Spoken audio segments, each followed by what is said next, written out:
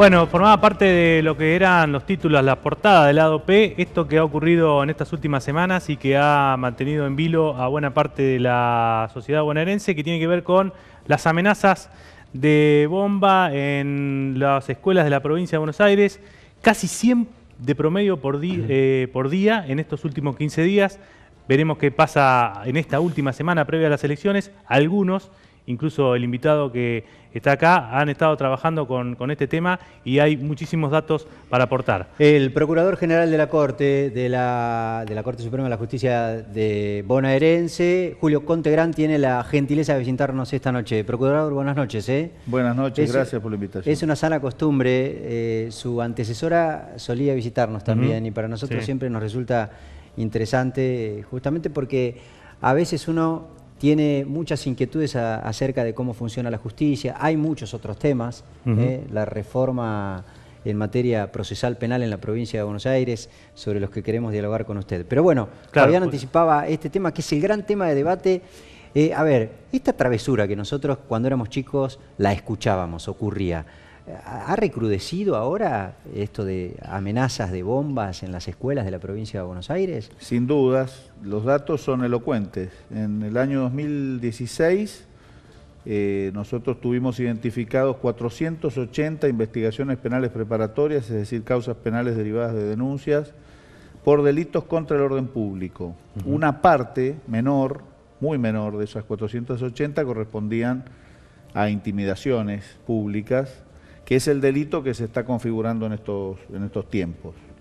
Y nosotros tenemos hasta ahora verificados cerca de 3.000, de manera que la relación es realmente 3.000 en los últimos meses, además, ¿no? Exacto. Ahí yo creo que la gran pregunta, Procurador, y yo se la hago, la gran respuesta en realidad, pero no sé si existe todavía porque la justicia está investigando la mayoría de los casos, es si forman parte de travesuras, por llamarlo de alguna manera, la típica de querer zafar de un examen o de tomarse un día de clases, ¿no? De un contagio, o hay en el fondo cierto fogoneo, si se quiere, para generar un clima de zozobra, sobre todo en la previa a un acto electoral. Ustedes, primero, no sé si la tienen respondida esa pregunta o por lo menos alguna sospecha en ese sentido. Sí. Primero, siempre es un delito, cualquiera sea la motivación. Sí, claro.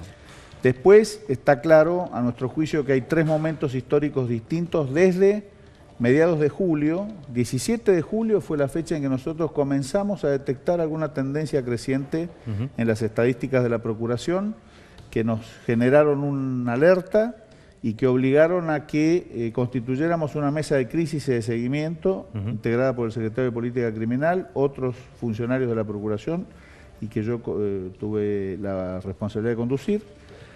Después, durante esa primera etapa, los contactos que hacían nuestros fiscales con las personas que hacían los llamados, nos demostraban que con absoluta claridad que se trataba de chicos que creían estar jugando cuando en realidad cometían delitos, menores inimputables o menores imputables. Después hubo una segunda etapa, que probablemente nosotros instalemos a partir de mediados de agosto hasta principios de septiembre, donde nuestra impresión es que se sumaron a esto otros operadores que se aprovecharon de este comportamiento y lo fueron transformando en masivo. ¿Y la ¿qué intencionalidad tendría esta segunda? Aprovecharse de las circunstancias para generar algún tipo de caos social. Porque estos episodios provocan una distorsión en el normal funcionamiento de los establecimientos educativos, pero también de las familias, como es muy claro, y también, por cierto, de las empresas o los lugares de trabajo donde trabajan los padres y demás. Y la tercera etapa, a partir de comienzos de septiembre, mediados de septiembre, nos empezó a demostrar la existencia de algunos focos organizados que son los que nosotros estamos tratando de confirmar, porque cuando hicimos el peinado de la totalidad de los números telefónicos desde los cuales se hacían las llamadas, empezamos a detectar algunos números comunes, detrás de los cuales estamos trabajando. Y dígame, perdón, Fabián, y la preocupación que tiene el gobierno provincial y nacional en este caso es que estos grupos organizados que dicen ustedes que detectaron en la tercera etapa acción en el domingo, por ejemplo, para generar complicaciones en el normal? Nosotros estamos trabajando desde el Ministerio Público para que esto no suceda. Tenemos muy verificadas las fuentes de acceso a estos llamados.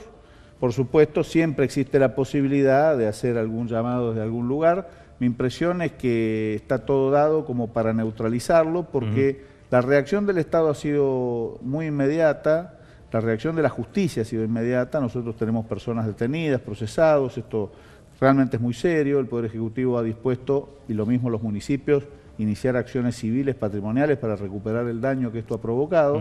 ¿Y eso qué quiere decir? Que cuando se verifique los montos que se han generado en concepto de daños, la provincia y los municipios afectados van a iniciar acciones contra los padres de los chicos o los mayores que han intervenido para recuperar el monto que se ha perdido. ¿Y el cálculo ese de entre 25.000 y 50.000 es antojadizo o claramente es lo que se pone? Es real. Nosotros estamos evaluando a pedido del Ejecutivo cuáles son los daños que nos provocó a nosotros, a la justicia en el ámbito del Ministerio Público para ser agregado al reclamo del Estado provincial. Doctor, a propósito de lo que le preguntaba recién Albino, la justicia, o en este caso el Ministerio Público Fiscal, ¿está en condiciones de tener algún tipo de acción preventiva o simplemente, o no tan simplemente, digo, pero solamente puede actuar después? Digo, esto mirando un poquito lo que puede llegar a ser el domingo. El Ministerio Público actúa en función de las denuncias que se realizan y hace las tareas de investigación lo más rápido posible. Nosotros no hacemos tarea preventiva, sí hacemos claramente nuestra tarea de investigación judicial, tiene un efecto disuasivo, claro. Esto está claro. Pero no hacemos tarea preventiva. Las tareas preventivas corren por cuenta de las áreas de la Fuerza de Seguridad, del Ministerio de Seguridad. Doctor, ¿y estos grupos que ustedes han detectado que operan de manera funcionales, si se quiere, sí, tienen alguna vinculación de tipo partidaria con algún sector? Según la primera información que estamos manejando, podría haber algún tipo de contacto con algunas organizaciones políticas o sociales, pero esto no está confirmado. Seguramente en unos próximos meses, porque hay demora en conseguir alguna información, vamos a poder verificarlo. Por ahora es solamente una presunción. Bien, y definitivamente ustedes, se hablaba de una gran logística para tratar de llegar a estas conclusiones que ha tenido ustedes, 60 detenidos, 200 y pico de líneas, digo, ¿cómo se llega a eso, digamos? ¿Con qué instrumentos, con qué herramientas? Nosotros manejamos tecnología en el Ministerio Público que hemos recabado con motivo de convenios firmados por las distintas procuraciones del país. Tenemos un ámbito de funcionamiento de los diferentes procuradores y hemos hecho contacto desde hace tiempo con organizaciones internacionales como el FBI, que nos han entregado, hemos convenido la entrega de información y la entrega de aparato tecnológico, y además el Ministerio Público de la provincia ha desarrollado tecnología, en algún caso, por ejemplo, en función de un convenio con la Universidad FASTA y con la tarea de nuestros propios técnicos especializados en informática, que nos permiten realizar este relevamiento y este peinado de la información que tenemos de los números telefónicos para poder llegar rápidamente a las conclusiones. Lo cambio de tema, procurador, para meternos en otros, un picadito de otros temas que tienen que ver con la justicia. La reforma procesal penal que se viene en la provincia de Buenos Aires y que se supone que, entre otras cosas, va a tener como principal característica esto de darle mayor protagonismo a la víctima en las causas, en los procesos penales abiertos en la justicia bonaerense. Sí. ¿Las consensúa el Ejecutivo con ustedes para ver la aplicabilidad de las normas? El Poder Ejecutivo nos invita a participar en las comisiones de evaluación de las reformas y además nosotros hemos tenido intervención muy concreta en distintos mecanismos que implican efectivamente poner como sujeto privilegiado a la víctima dentro del proceso penal y analizar además otro aspecto del proceso penal que es muy sensible, que es todo el aspecto vinculado a los recursos. Sí. En materia de víctimas, nosotros hemos firmado un convenio con el Ministerio de Justicia de la provincia y a partir de allí, y en consideración de la ley nacional, hemos creado un cuerpo de abogados de la víctima que funciona dentro del ámbito del Ministerio Público y más precisamente el Ministerio Público Fiscal. O sea que la víctima va a poder tener un abogado. Primero, va a poder seguir en la causa y en el caso de que no pueda pagar, como cualquier acusado, va a poder tener un abogado. Va a poder tener un abogado público. Nuestra expectativa es que en un tiempo, cuando esto se consolide, se confirme algo que deseamos nosotros que sea como debe ser, que es que los fiscales son los abogados de la víctima. Ah, y claro, bueno, exactamente.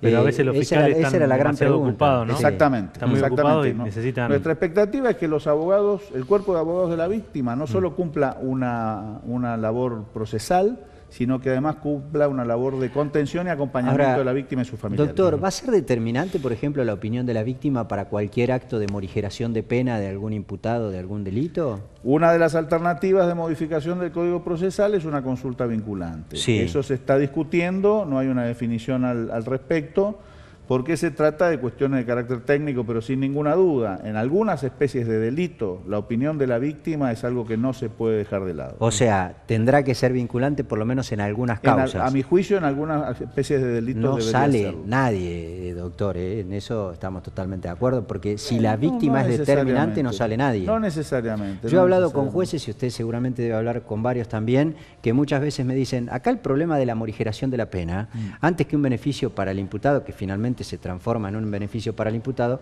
es una forma de ir justificándose de la justicia, que a veces demora mucho los procesos, que son eternos. Entonces la mejor manera que tiene para sacarse la responsabilidad de no resolver la situación procesal de un imputado es aplicar alguna morigeración de pena. Sí. ¿Ese razonamiento es lógico?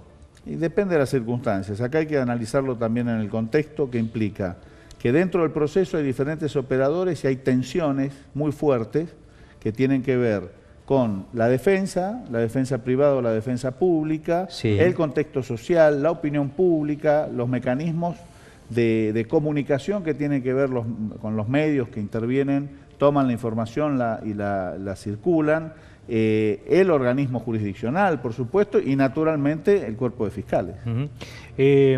Procurador, usted hace menos de un año que está en el cargo. Sí.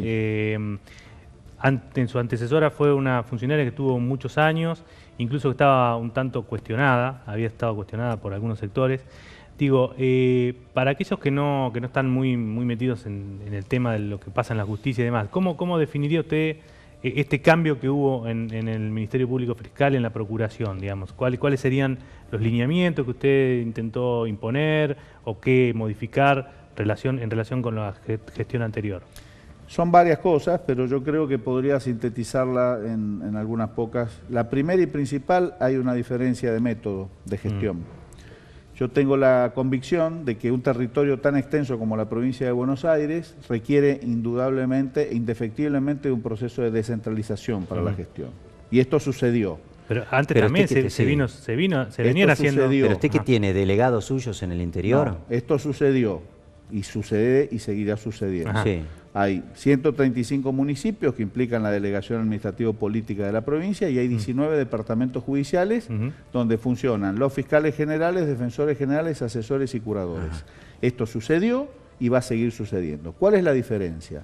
La diferencia es que mi impresión es que este proceso de descentralización, si no tiene una conducción y coordinación profesional y un monitoreo sistemático que permita ir siguiendo las pautas y los objetivos trazados desde la conducción central y en función de ello el cumplimiento de las metas en función de un tablero de comando profesional, genera necesariamente triángulos viciosos de funcionamiento en la medida en que se generan las relaciones con el poder político y con las departamentales policiales sin control del poder central. Doctor, o sea que usted cree que, perdona Albino, usted cree que, digamos, si no se los sigue de cerca a los fiscales, terminan con algún grado de connivencia si no se determinan los objetivos de gestión y no se hace un seguimiento de la gestión, indefectiblemente lo que va a suceder es que cada fiscal general determina una política criminal y no es posible que la provincia tenga 19 políticas criminales, debe tener una sola. ¿Y cuál sería esa? Sí.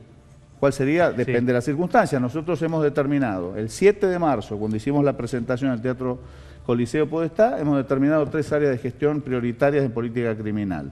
El narcomenudeo, la violencia de género y el robo con armas. Con posterioridad agregamos el seguimiento contra los delitos contra la administración pública y la corrupción, por lo que significa desde el punto de vista de la disolución del contenido social. Eso tiene que ser seguido necesariamente por los fiscales.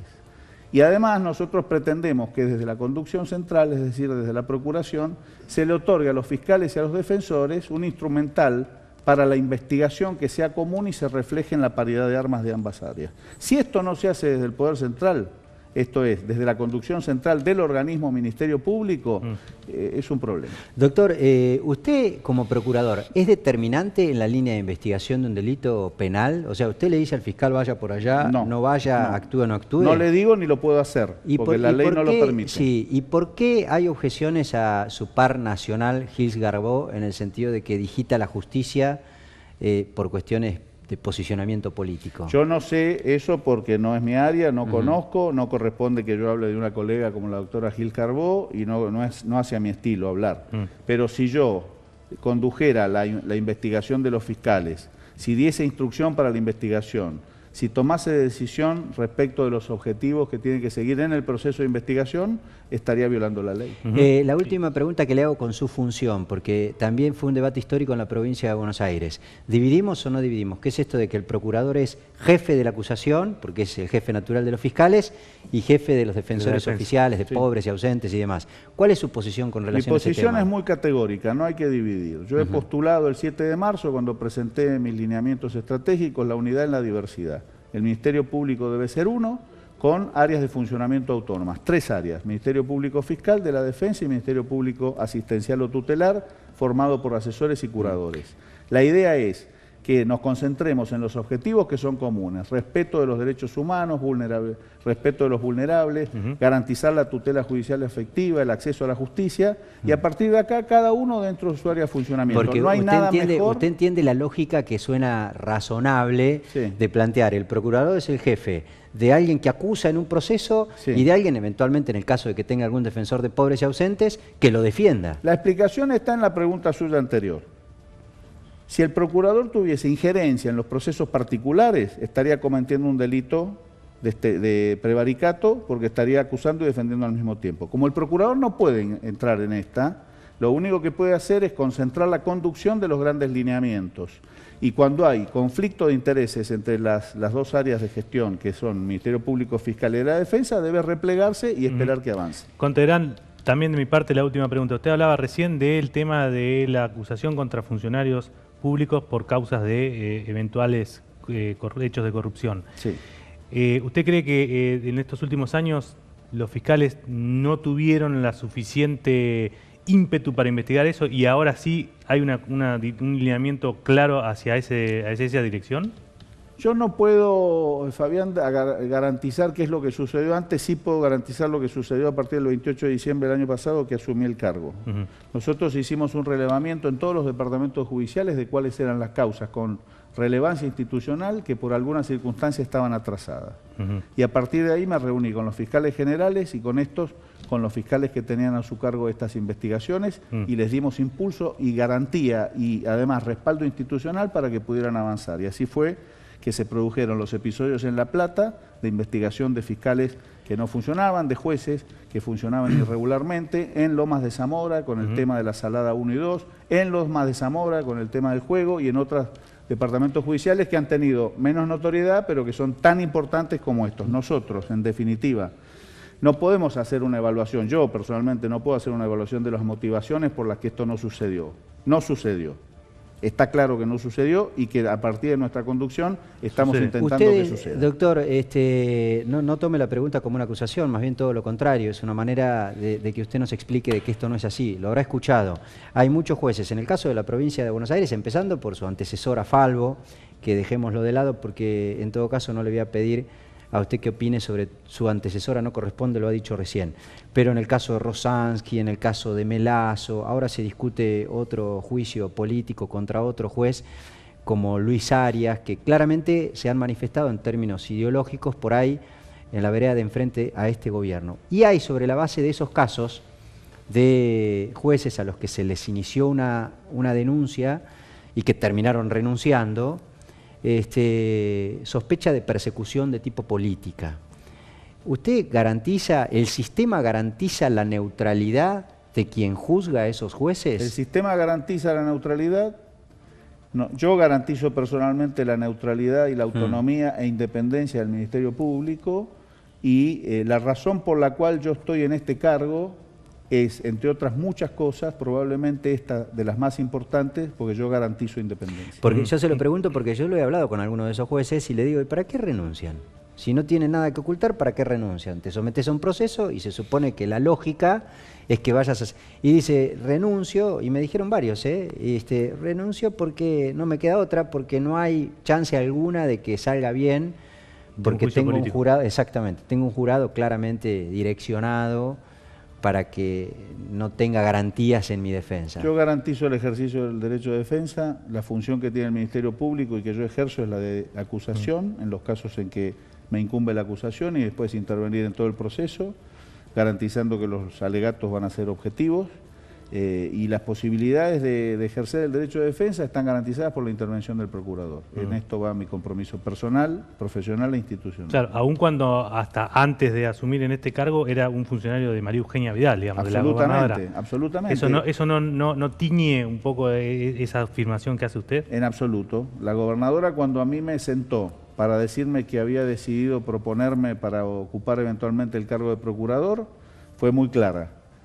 Yo voy a proponerte porque confío en tu capacidad profesional y personal y porque sé que vos vas a hacer lo que tenés que hacer y yo sé que tengo que hacer y voy a hacer lo que tengo que hacer. ¿En números cuántos hombres maneja la provincia de Buenos Aires? 8.600 personas el Ministerio Público. El Ministerio Público. 8.600 personas. ¿Son todos esos que fiscales, defensores? Fiscales, defensores, asesores, curadores y empleados administrativos. ¿Y está bien esa cantidad o falta? Faltan, y no solo faltan, tal vez falten, no tantos, pero la tarea fundamental, y tenemos una comisión que está coordinando el jefe de asesores mío, que es Javier Bernasconi, en todo lo que es la reestructuración y redistribución del personal para poder ocupar los lugares necesarios. ¿Y la policía judicial? ¿Se podrá tener una policía judicial en la provincia? No se va a poder tener, es imprescindible. Sin una policía judicial, nosotros no podemos retomar la responsabilidad en la primera etapa de la investigación. Y segundo, no podemos garantizarle a la defensa autonomía de investigación, garantizando la igualdad de armas. Pero había alguna objeción ahí con la que seguramente a esta altura ya está totalmente familiarizado, que era el hecho de que no resultaba ser atractiva la convocatoria. ¿Ustedes van a reformular sobre eso? todo la conducción, ¿no? Eso tiene que ver con los convocados, pero hay un problema central. La estructura del modelo de policía judicial que se implementó en la ley vigente y que nosotros estamos reformando, vamos a proponer una reforma,